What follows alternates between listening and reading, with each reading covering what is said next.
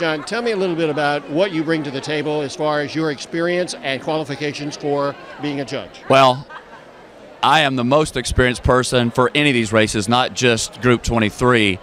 I have been a 14-year prosecutor. I prosecuted the state attorney's office for 7 years, learned under some of the best federal prosecutors there ever were, racketeering, wiretaps, major drug cases. I prosecuted sex crimes for 2 years, a lot of those cases involving children. Then because of my work there, my efforts there, I went to the statewide prosecutor's office handling complex multi-circuit criminal cases, again, racketeering, wiretap cases, statewide grand jury taking major cases, statewide grand jury. To date, I have the largest arson prosecution in the state. I used to go up because of that work, teaching racketeering to the Fire Academy up in Ocala. I have the largest fraud case to my knowledge. And then after that, I was selected by Governor Childs to be the Capital Collateral Regional Counsel for the Middle Region, first one.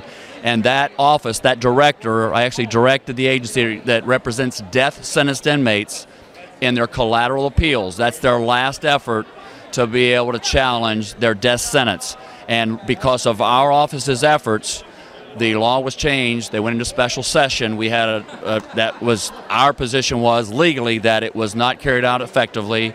And then because of our challenge, legislature met in special session.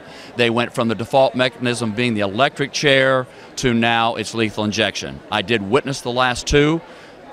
If you've never, ever sat there and witnessed, because the military, I've obviously had that experience, but when your duties and your responsibilities have you actually witness death taking place before your eyes and having a hand in the decision making that was a part, and I don't mean contributing to, but I mean just seeing those events that transpire, lives being taken, and as a retired Army Colonel with Special Operations Command, those decisions we make are life and death type decisions, and it takes that kind of mettle, it takes that kind of trustworthiness. My nation trusted me for 31 years to make those tough decisions.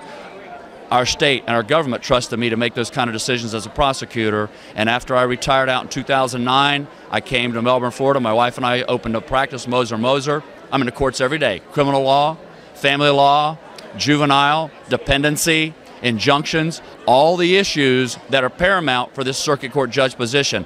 I can make the decisions, I can make them right now, and make them without having committee. You don't have committees when you're these judges. You've got to make it, the bright lights are on, you've got the pressure of large law firms that some people might say, well, I got to be, no, you're not influenced by anything. You apply the law evenly and fairly to every single person that comes in that courtroom.